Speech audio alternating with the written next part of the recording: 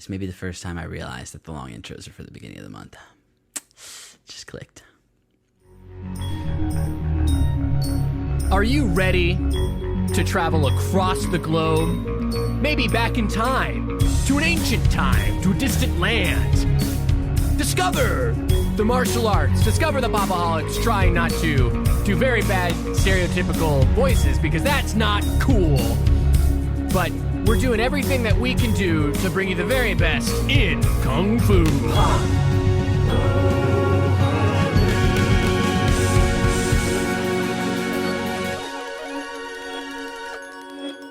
Welcome to Pop-O-Holics, show about hot takes on hot tasting pancakes. I'm your host, Christian, and I'm joined as always by my two best friends, Chris Conkling and Brian Dupree. And welcome to another month.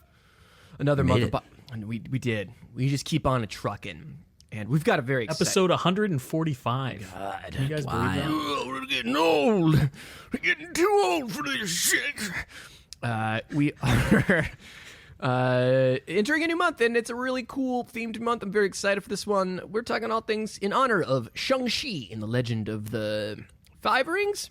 7 rings? How many rings? 12 rings. Do these rings belong to Sonic the Hedgehog? 5 golden rings. Yeah, ooh, we're getting close. We're getting close. That new Ted Lasso episode. Anyway, oh, yeah. Awkwardly placed, but man, did it make me bawl my eyes out. But we're not talking about Ted Lasso. We are talking about Kung Fu. And in honor of the new Marvel movie, because that's what all of pop culture centers around, is the Mickey Mouse and his goons. And his latest goon. The one that knows Kung Fu. So we're starting this month. We're going through some classics. And we're also going to be covering in depth next week, actually, the new Shang-Chi Marvel movie. But we got a lot of cool bangers. This first episode, we're going to be covering the Kung Fu movie, I would say. Like the definitive one. But what else are we going to be talking about, Chris? Where did you put these notes? Got it. Christian, I'm glad you asked. Besides Enter the Dragon and Shang-Chi and the Legend of the Ten Rings. So prepared for that question. I had them right here. There was no pause. We're also going to be watching The Legend of the Drunken Master from 1994. That's a Jackie Chan movie. We're going to be watching Ip Man from 2008. And as far as we know, an undisclosed film that we've yet to decide on. Ooh, so if you have a recommendation for your favorite Kung Fu movie, please email us at popaholicscast@gmail.com, and we might pick it to be the final movie that we cover for the month. I love that. And the lucky winner will get all the MCU movies courtesy of Chris. No, definitely not. Nope. That's not happening. We're going to mail them all to you. All in unreleased director's cut, 4K, Blu-ray, Ultra HD, Laserdisc. The previous statements are not legally binding. I did it. That's all you have to say. You'd be like, I murdered somebody. The previous statements are not legally binding. That's how it works on TV. Get out of jail free card. Yeah, just that. Get out of jail. Christian, you just said something slightly racist. On here, cannot be canceled for the statements made of Pop-O-Holics, legally binding. So we're going to do it. So let's start with the classic that I was referring to earlier, possibly the king of all Kung Fu. I don't know. We're going to find out through this month. I don't know much about Kung Fu. Why am I listening to a podcast with a bunch of non-experts? I don't know. We're figuring it out. We're going to be talking about a trailer that I don't have pulled up. Fuck me. I'm so glad you asked me that. Roper, Williams, and Lee, the Deadly Three, penetrate the secret chambers of an evil island empire. What do you know about Han? He lives like a king on that island, totally self-sufficient. A fortress without walls, protected by an invincible army that needs no ordinary weapons. This is Enter the Dragon, the first martial arts film produced by a major Hollywood studio. John Saxon is Roper. He was in it for the money. U.S. karate champion Jim Kelly as Williams. He was there because he had no choice. Black Belt Hall of Fame undisputed martial arts champion and international film star Bruce Lee. His job was to get them out alive. I'm hoping you'll join Enter the Dragon, 1973, directed by Robert Klaus, written by Michael Allin, with a score by Lalo Schifrin, with a budget of $850,000. It grossed $350 million. Starring Bruce Lee as Lee, John Saxon as Roper, Ahna Capri as Tania, Shih Kien as Han, voice dubbed by Keye Luke, and Bob Wall as O'Hara. And what are we going to talk about? Well, we're starting our Kung Fu month, so we're going to talk about our history with Kung Fu films and the genre, our non-spoiler takes on Enter the Dragon, and then go into spoilers, favorite moments, and final thoughts. Pretty straightforward. So let's get started. Chris, what's your history with Kung Fu movies? I wouldn't say that I'm an expert when it comes to Kung Fu movies. You wouldn't say you're a watching... master? No, perhaps a by black no belt? means. A student. I'm still a student. Mere Padawan. Yes, I'm a Padawan of Kung Fu movies. I Okay, really Sensei. enjoyed watching Kung Fu movies growing up. Jackie Chan was really big in the 90s. However, most of the Kung Fu movies that I was exposed to were all Western Kung Fu movies. You know, so films that were made here in the West for Western audiences starring, you know, martial arts stars, basically, like Jackie Chan or Jet Li. It really wasn't until college when our mutual friend Nick Hishma started showing me more international Kung Fu movies that I started watching some of those. So I have an appreciation and a love for these films, but my knowledge isn't very obscure when it comes to the types of Kung Fu movies that I've consumed. Very cool. Brian. Yeah, so I'm in the same boat. Most of the stuff that I was watching is definitely the Western side of Kung Fu, the Karate Kid series, the Three Ninjas series. Classic Kung Fu movies. No, obviously, this is not... I'm not making an argument. I'm just walking the listeners down my personal Kung Fu path. But yeah, I was a big fan of Kung Pao, Enter the Fist, which is kind of a spoof on Kung Fu Parody, movies. yeah. And I'm not sure if... how that holds up, but I liked that when I was younger. And obviously The Matrix and Kung Fu Panda, things like this. I really, even still, haven't gotten deep into actual Kung Fu movies. I love the Kill Bills, obviously. But yeah, saw things like Kung Fu Hustle and some of the popular ones in college. But Shaolin Soccer. see, I've never seen Shaolin Soccer, actually. But the RZA of the Wu-Tang Clan has a website called 36 Cinema that does kind of watch-alongs with live commentaries of a bunch of classic kung fu. So in the last year or two, I've actually seen a handful of some of the more renowned ones that I hadn't seen previously. But yeah, very much a novice in the genre as well. All yellow belts here. All novices entering this month. Yeah, you know, it's interesting because I think as an American audience, we're not alone in the fact that so much pop culture has been influenced by this genre, and yet few go back and take a look. That's why I was really excited we were doing this, because there's a couple on here that I haven't seen on our list of to watches, and I'm really excited because, you know, Tarantino has been inspired by the genre. The Wachowski brothers, inspired by a myriad of genres, but not including Kung Fu. The Wachowskis. Excuse me. Thank you so much. The Wachowskis, influenced by that. So, it's so ingrained. I mean, just the Hong Kong Fooey, you know, the TV show with the dog that knows Kung Fu. The cartoon. You know, just wah, you know, just that noise is just Is like that Hanna-Barbera? Yeah. Okay, yeah, I remember that. Like you said, The Matrix, Three Ninjas, seen all this, Karate Kid, all this stuff influenced by this genre. So it's really cool to go back and see the roots. But of course, it is not like something I've seen. There's also a whole, I don't know if you know this, there's a whole subgenre of like black exploitation kung fu movies. It's like hugely popular, and like there's cult fan bases around that. So that's I have seen Black Dynamite as well. I forgot about that. That's yeah, and that's like an homage. Absurd movie. That's an homage to other earlier movies. I can't remember the name, but I was recommended one that's like apparently like such a huge cult hit that is among that. So there's a cool like subgenre within American culture. Eddie Murphy starred in the Dolomite Is My Name movie for Netflix about Rudy Ray Moore, who notoriously made these blaxploitation, very loosely kung fu influenced in terms of kung fu itself. But yeah. I also, before we move on, because we've already kind of made this mistake here, I want to make the distinction that The Karate Kid is not a kung fu movie. It's a karate movie. Karate is a martial art that stems from Japan. Kung fu is a martial art that stems from China. So they're both martial art movies, but they're not necessarily kung fu movies. You wouldn't say that the genres have intertwined in Western media, as we have so loosely intertwined them in our conversation around it. I mean, every movie that we've chosen for this month is technically a kung fu movie. Thank you for being so thorough, Chris. I appreciate So it. I think appreciate it's it. important to make the distinction. It is a very fair distinction.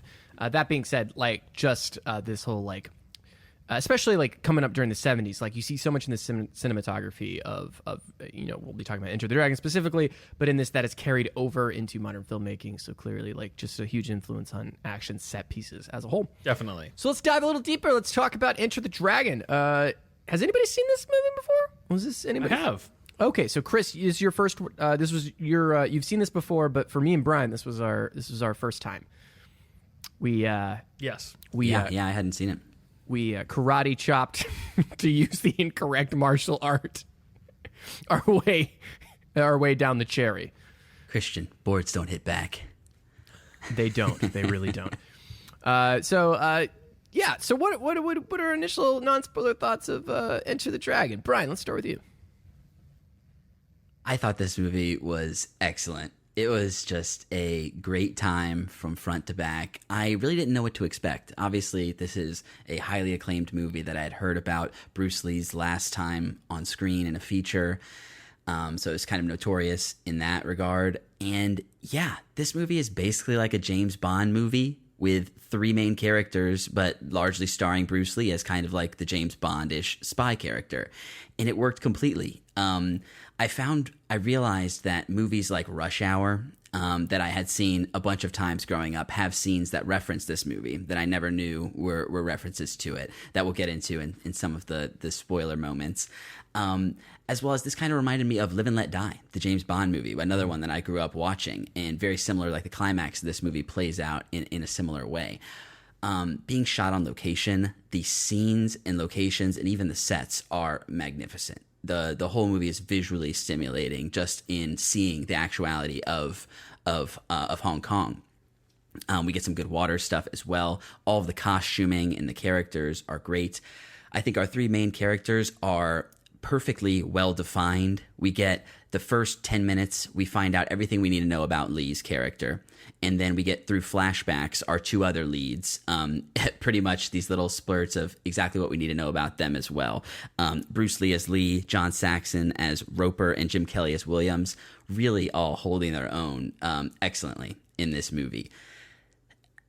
The fight choreography is just masterful. And the fact that all of these guys are largely doing all of their own stunts, it's a kind of thing that you really don't see, especially in Western movies these days, where these insanely well choreographed fight scenes with the actors doing it, and all of it is captivating. I am really hot on this movie.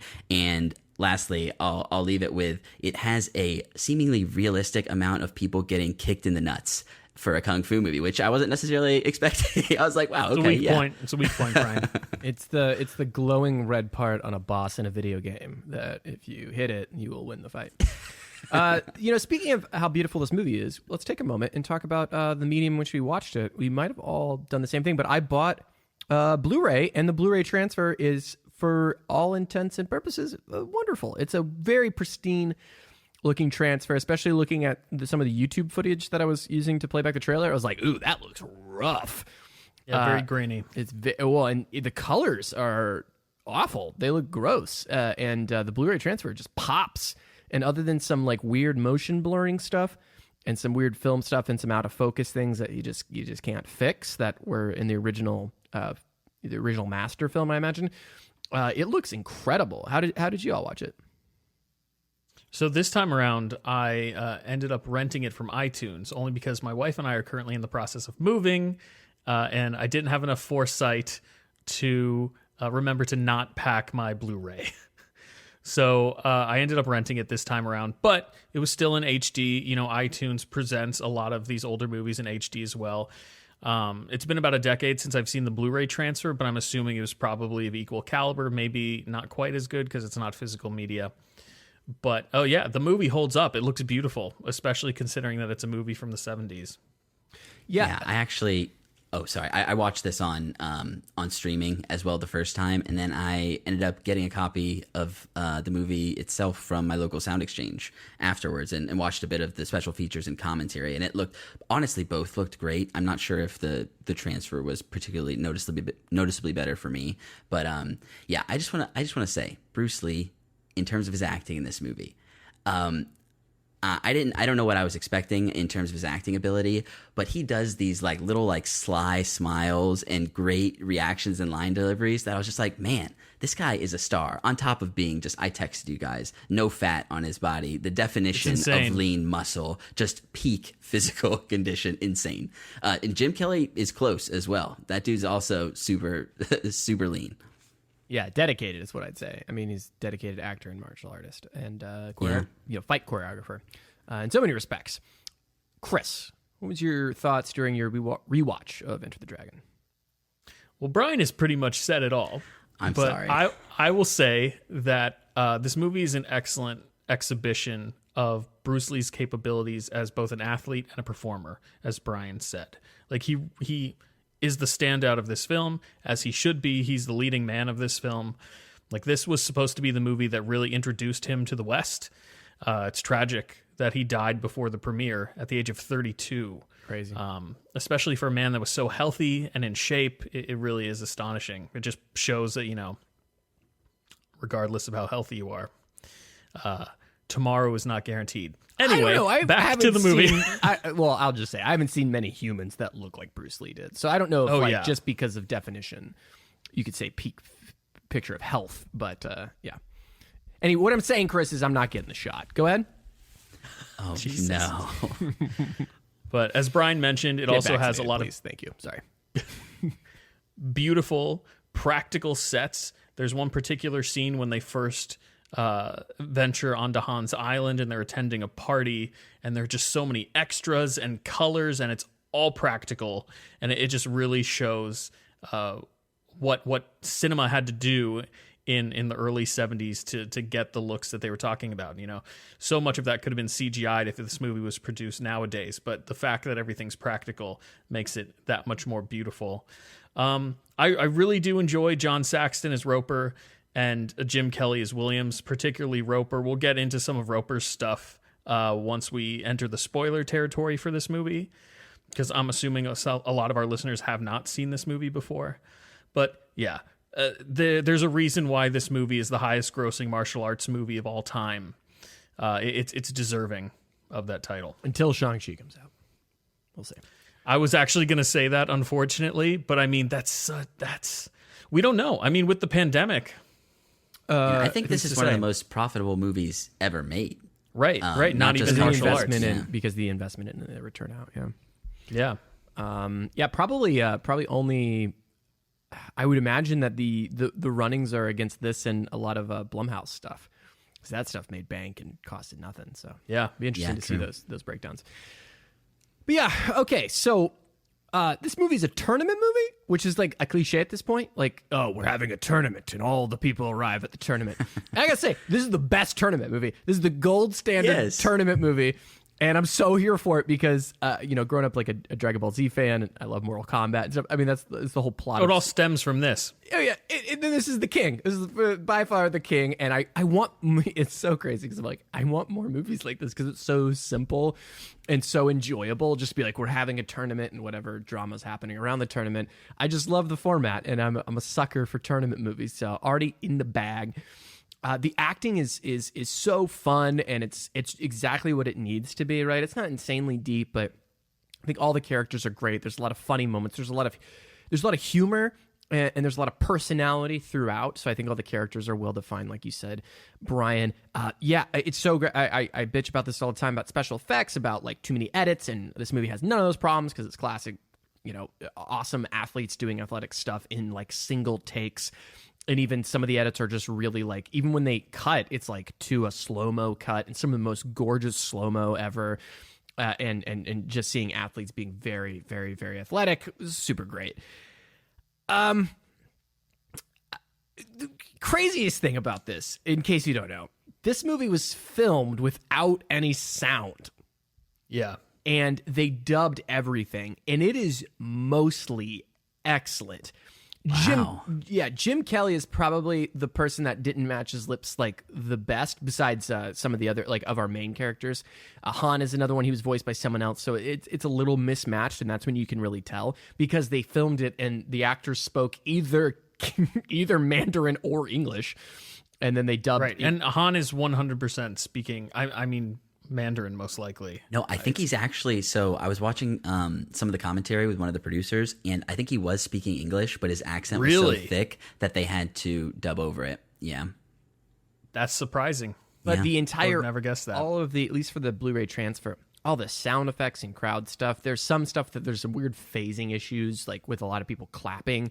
So there's some of that, but for a movie from this era, just the transfer that I saw, just the audio is excellent and it's great, surround sound. So I love that they were able to transfer that, and it just sounds excellent and makes it, that really helps the film feel a lot more modern, and really, really click. And I think most of the dubbing is very well done for the fact that they had to dub the entire flick. It's absolutely incredible. It's just gorgeously shot, wonderful cinematography. You get those classic zoom shots, which are so cliche at this point, but so great.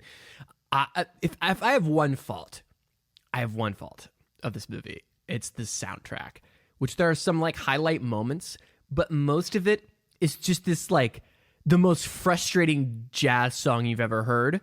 Where the song it's very 70s. It's very 70s, and it's just this bass going and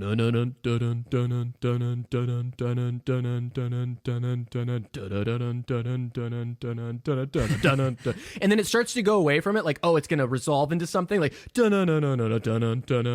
it's it never resolves, and it's just tension. Oh, it's just frustrating. It's just it's awful. It's so bad from a standpoint of and it's repetitive, and they've got some cool guitar lead stuff that comes in. It's not terrible, but that was very frustrating for me, where I was please change the song, because it comes back every time, and was kind of grating. But other than that, really love the choreography, love the acting for what it is. I do have another fault. I'll get to that in spoilers. I'll say this for spoilers, but I will say is a classic for a reason. Totally holds up. As someone who just watched it for the first time, you're just seeing the influence go throughout.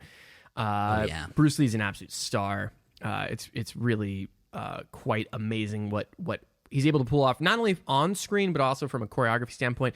The martial arts scenes are filled with tension and cool resolve, and it's all very cool. So yes, I think we're all on the same page. This is a fun watch. Wasn't bored throughout. Engaged in it. Thought it was really cool. Bruce Lee may also be iron deficient. Just throwing that out there. Possibly. Bring it up in spoilers. Before I move on, I do want to clarify something that I said earlier. This movie was meant to catapult Bruce Lee in terms of being a movie star. He had already been exposed to Western audiences through The Green Hornet as Kato, but that was television. And back in the 70s, there was still a very clear distinction between television actors and movie stars. So this was supposed to be that springboard to bolster his career. Right, he was known in Hong Kong for features, but hadn't broken mostly into in Hong the Kong, West not in here that way. in the United States or the West. Yeah. Do you know if there was an alternate title? We'll get to this in spoilers, but Enter the Dragon doesn't make any sense. Blood and Steel was the original title. Blood That's and Steel. Great title. It makes a whole lot more sense. Enter the Dragon makes zero sense. It may actually be a shout out to his Bruce Lee's real name, which means Little Dragon Lee, I guess. Okay, so it's an intro to him. I think so.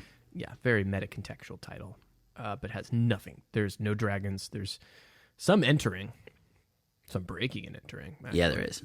Yeah, there's some other entering that happens. It could also be taken as them entering the lair of the dragon. The dragon being Han is this huge crime. Yeah, you can lord, make it basically. make sense as in Sure. the way that people who predict the future make their bad predictions make sense when other things transpire.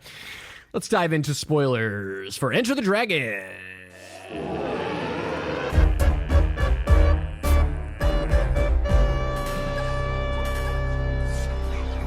I actually want to play the soundtrack to the song. It's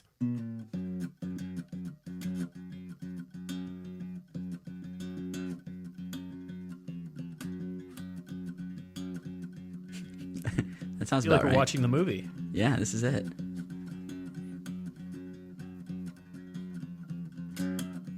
Christian has 6 robed women with knives walking in the room behind him now. Show me how good you throw those knives, girl. What are some of our favorite moments of Enter the Dragon?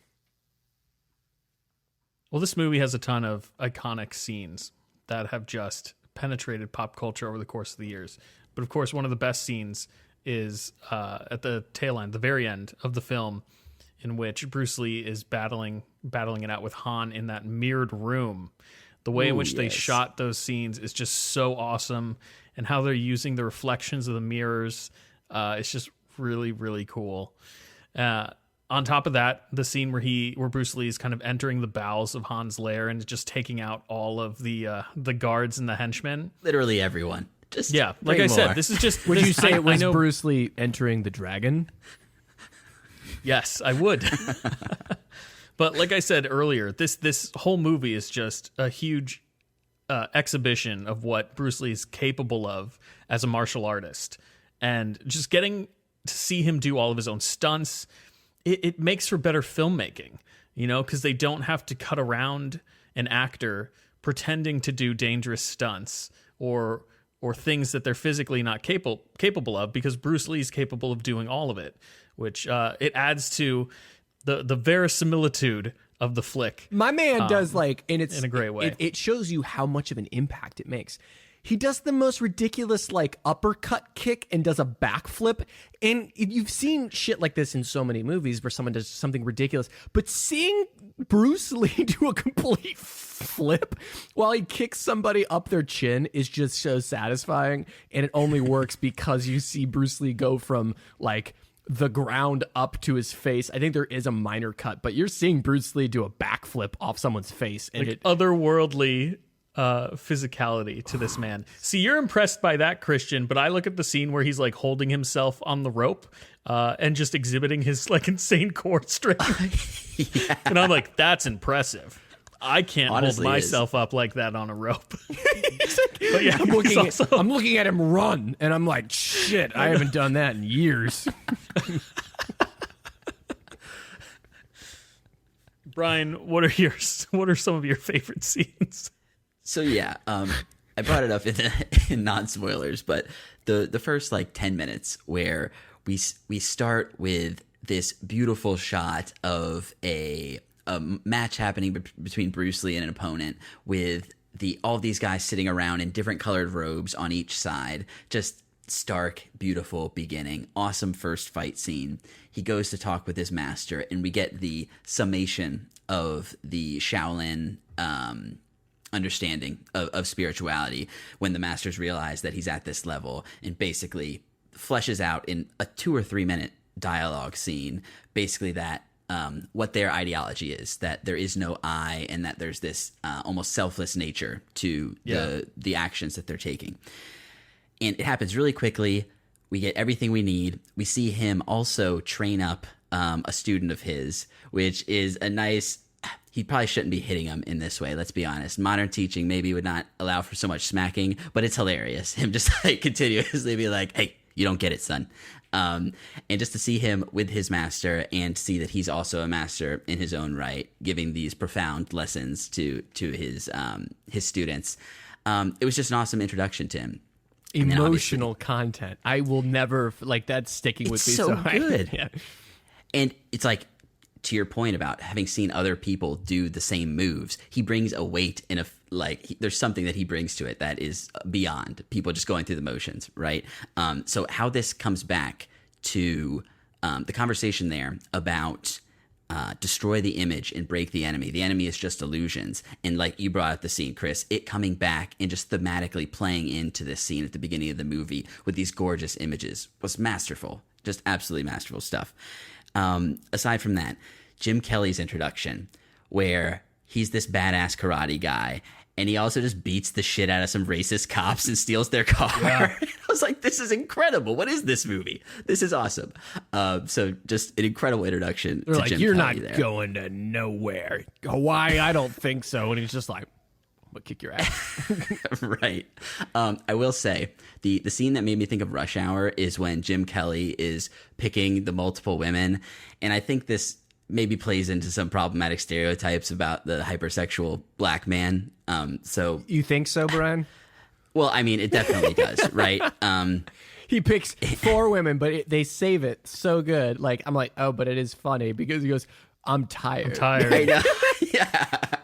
It is a good bit. But yeah, his introduction I thought was great. The art of fighting without fighting, getting this man trapped on the boat, just effortlessly like poetic and beautiful, and showing this guy up to look like a fool. Great. While moment for we're on Lee. that subject, if you don't mind me interrupting, I do really like Roper's kind of character arc in the film. You know, because he goes from being this like this very selfish, money hungry, addicted to gambling. Like, he's not a very likable person. Degenerate gambler, straight up, the man. Right. Oh, absolutely. Like, in every chance that he gets, he's willing to bet on something. But I really do like that the film takes the opportunity to show us that he's not wholly a terrible person. You know, he does have his own personal moral code and is kind of like an anti-hero type of character. Oh yeah, yeah, for sure. He's like, I'll stand for a lot. Degenerate gambling, sign me up. I don't kill cats and I won't fight my colleagues. Yeah, I won't kill cats, and also I don't approve of you skinning my friend and hoisting him up and dunking him in the water. Not cool. Yeah, that scene's brutal. Yeah, it really is. A couple other moments that I really liked. The first big shot we get on Han's Island with just the tons of extras that we see training in these beautiful gardens, and in I think it was either in the commentary or the documentary I watched, they said that these were actually they're old tennis courts. It's like an old tennis club. So all of those, you can actually see some of the lines on the grounds if you look closely. So yeah, but just a beautiful shot, beautiful location there. The last one is, oh yeah, no, you had brought it up already, Chris. The underground climax fight scene leading up to the end is just like exactly the sort of action you're looking for in this sort of movies. And yeah, it was just really working on all levels for me. Yeah, those are all great moments. I have a couple more. I really love the scene where Roper is fixing the match and like getting a bigger bet for Jim Kelly's character. He keeps looking over at him like, huh? Well, is he biting yet? Like, keeps getting his butt whooped and then smacks that dude. I love the introduction and the finisher of the big guy. Like comes up and like kills all those guys. He kills one by like cradling him. Oh my Bolo is scary, bro. He's a lawn scary chairs individual. a dude, right? He just like Yeah, folds just him. like crunches him. Oh man, there. I to that point, to the brutality of what's happening in this movie, it's not always seen. Bruce Lee loves breaking people's backs. Like there are several instances and where he does that move where he like jumps into the air and then does like the double kick into the dude's spine and just like twists himself into it. But what the great part about those scenes is you can see in Bruce Lee's face, like especially the first time he does it what's his name? Is it O'Hara? Scar guy who The guy O'Hara's that the murdered his Scarface, sister, right? There's like, I don't know. There is an agony to it in Bruce Lee's performance there because like maybe he doesn't necessarily want to kill somebody, but he is kind of relieved to get this revenge on this guy. So I think that's a great moment for Bruce. You brought it up, Chris. The moment with the flashback to his sister, she kicks so much ass, and it's unfortunate that she ends up obviously killing herself to avoid being assaulted. But yeah, really, really solid seed there as well. Sorry to derail you, Christian. No, that's totally fine. I was actually going to mention that scene as well. I was like, she should Christian. take them on. She can kick all their asses. I was like, she should. Honestly, at that point, yeah, she showed herself. Like, yeah, don't give yourself up, girl. Believe in yourself. Believe in yourself, girl. Don't kill yourself with that piece of glass. That's what I was thinking. Yeah, Bolo getting his comeuppance and actually getting bested by Roper is very, very satisfying. I also liked all the flashback stuff. The scene where Han beats Jim Kelly and knocks him through that wall, and it's all the girls like super high laughing. I was like, this is creepy as fuck and so good. That Kind of like reminded me of like a movie. Mandy moment, you know? It was wacky. It was wacky in a really cool way that I really enjoyed. The movie is surprisingly really dark. It's like I just brought up casually that his sister committing suicide is motivation, but the whole what Han's actually doing is so like classic nefarious supervillain type stuff, and we haven't really touched on that because I guess it's not the most interesting part of the movie. But the fact that that's Very, all like, underneath Bondian. this very fun movie is kind of interesting. Yeah, very Bondian. Yeah, I'm just glad it goes to those limits because it actually like adds a weight to the bad guy, right? It adds, like, Right? Yeah. credibility. I also enjoyed the snake bit where Bruce Lee finds the snake and he throws it into the thing with the guards, and then while he's trying to like do something in the control room, he's having to like control the snake with his foot.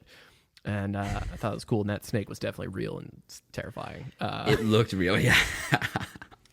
And then I just really enjoyed the very beginning when they set up because you watch these kung fu movies and you're like there's these things called guns and they make it very effective to be a bad guy. At the very beginning of the movie, he goes like, "Why don't you roll in there with like a 45 and like blast him?" And he's like, "He doesn't like any guns. There's no guns on the island." It's like, okay, cool. I can go do my karate then.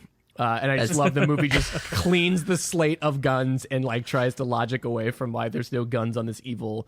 He's like, he had a bad experience with guns. Yeah, he almost got assassinated. Apparently, it's like that's not a bad experience with guns. That's almost getting assassinated. But yeah, it's the modern horror movie loss of cell phone service, right? Exactly. It's like, Yeah. Like, we got to explain this immediately. Yeah. So I appreciated that. Any other favorite moments? We just talked about it a little bit. It doesn't come back at all, and it's really just something to drive the plot forward. But it was kind of fun how there's this generic, vaguely British intelligence guy who's not representing a government, but he's like, we just collect information and provide it to whoever might need it. Just like, kind of like that's kind of cool. Like the M of the story, Yes, exactly. Just like I'm pointing our lead where he needs to go. I am a distinguished British gentleman who will give you your mission. Should you choose to accept it. No guns. Yes. Only fist. Michael Caine. You, sir, are the only one who can backflip kick them in the face. If Enter the Dragon was remade now, that would absolutely be Michael Caine. Mr. Lee, get onto my private jet. I knew your father. Bruce. Bruce. Oh no. Any final thoughts on Enter the Dragon? I think this movie clearly lives up to the hype. I didn't want to get my expectations too high, but it definitely met and exceeded what I was looking for from this movie. Aside from that one problematic bit with Jim Kelly's character. I think this movie really holds up in a strong way. I completely agree. I hope that our listeners will check this out if they haven't seen it yet, as well as follow along with us for the rest of the month with the other movies that we're going to be watching. I think our Kung Fu month is going to be a lot of fun. And yes, we started with like one of the best, but the that high doesn't bar. mean yeah. I don't think Bruce Lee gets his ass kicked enough in this movie. I will say, if I was to fault it on a dramatic tension, it's not until the very last. Okay, because he starts getting really cut up at the end. But it doesn't even fair seem to point. hurt him. Like, there's like, he's losing a true. little bit, and that's good that they did that at the end. I think it saves the end of the scene. But there's a this man is too perfect kind of thing of like, it doesn't feel like he's being challenged at all until that final scene. Christian, he hasn't given in to the alcohol temptations, the women temptations, the power temptations. He's that dude. He is that dude, and not saying that he should have done any of that, but there really No, I get your point is fair. Within our main character, there's really no struggle or character development. It's just pure badassery, which is fun, right? But I think even like comparing it to a modern film that's very, very, I think actually very similar, John Wick, which actually, is it in the second one that there's like the ending scene is identical where he's like in a room of mirrors? I think in John Wick 2, he's like in a room full of mirrors trying to chase someone around with a gun. But there's a level of Bruce Lee's character not really having any equal throughout. And even when he's getting stabbed, he like licks his blood off and he's like, I'm invincible. So that creeps me out, and be honest. I shuddered a bit. It's very much reminiscent. Obviously, this came way before, but reminiscent of that scene in Rise of Skywalker when Kylo Ren is like trying to pump himself up. Yeah, very much like hitting his wound. Yeah.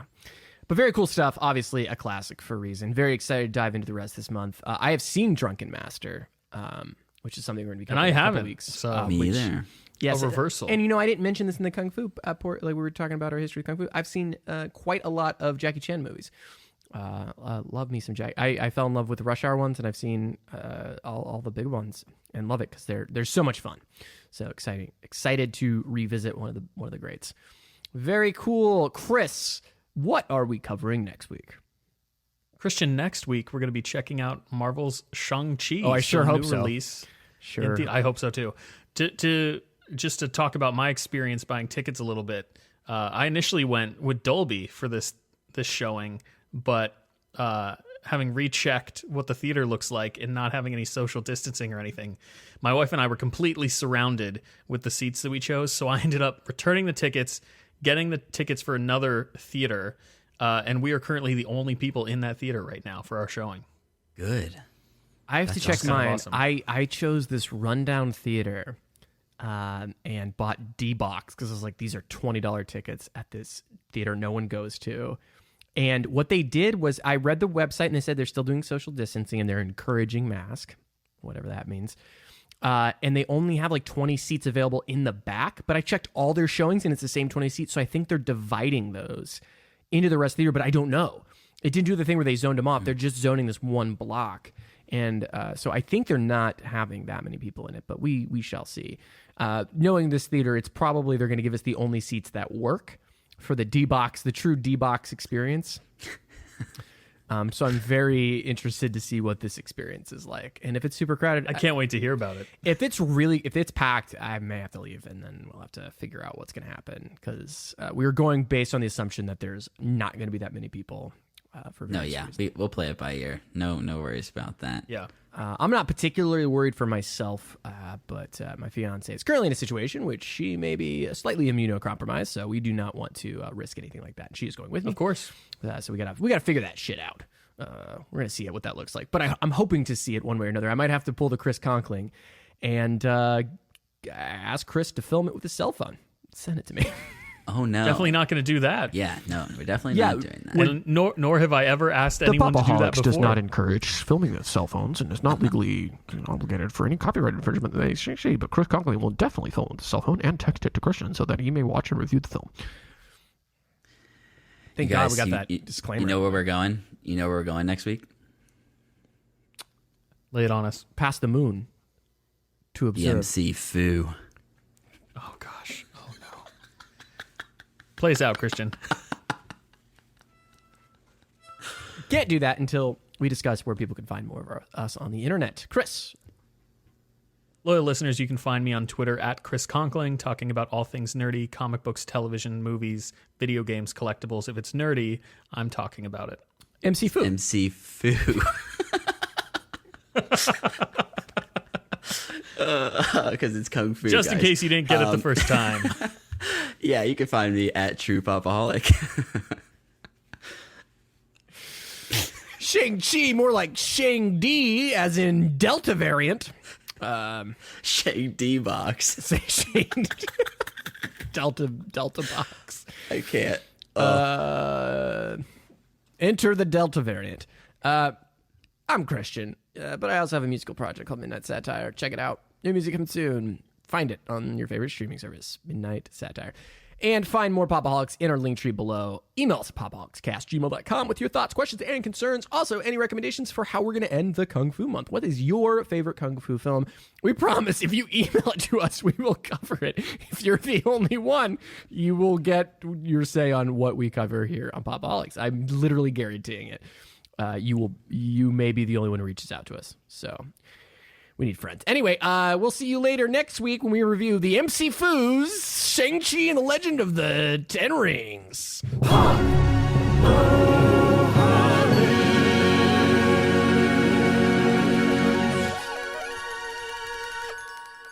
I'll be spending my money on a promising young woman first.